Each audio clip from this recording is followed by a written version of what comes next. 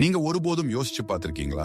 ஏன் கர்ணன் அந்த அளவுக்கு நல்லவனாக இருந்தும் அவன் வாழ்க்கை முழுக்கவே அவமானம், துரோகம், தனிமை இதெல்லாம் தன்னை துரத்திட்டது? இந்த ஒரு கேள்விக்கு பதில் வெறும் மகாபாரதத்தில் இல்ல, அதுக்கு காரணம் ஒரு பிறவி கதையில இருக்கு. மகாபாரதத்திற்கு முன்னர் தம்போத்பவ் என்று ஒரு அரக்கன் இருந்தான். அவன் சூரிய பக்தன். மிகவும் கடும் தவம் செய்ததற்காக சூரியன் அவனுக்கு ஒரு அபாரம் கொடுத்தாரு. 1000 கவசங்கள். ஒவ்வொரு கவசத்தையும் உடைக்க ஒருவன் 1000 வருடம் தவம் செய்யணும். அது மட்டுமல்ல, அந்த கவசம் உடைக்கும் ஒருவன் உடனே இறக்கணும். அது கேட்டதுமே தம்போத்பவ் பொறுக்க முடியாத வன்முறைக்குள்ளான். அதனால அவனுக்கு பேர் வச்சாங்க சஹஸ்ர கவசா. இதில் பிறகு நாரா, நாராயணன் என்ற இரட்டையர்கள் அவனை அழிக்க தீர்மானிக்கிறார்கள். ஒருவன் யுத்தம் செய்கிறான், இன்னொருவன் தவம் செய்கிறான். ஒரு கவசம் உடையும் போதும் யுத்த வீரன் இறக்கிறான். அந்த தவம் செய்தவன் மிருத்யுஞ்சய மந்திரத்தால் உயிர் கொடுக்கிறான். இந்த முறை 999 முறை நடந்தது. இறுதியில் தம்போத்பவ் ஓடிச்சிட்டு சூரியனிடம் தஞ்சம் புகுந்தான். நர்ரா கோபத்தில் சூரியனை சபிக்கிறான்.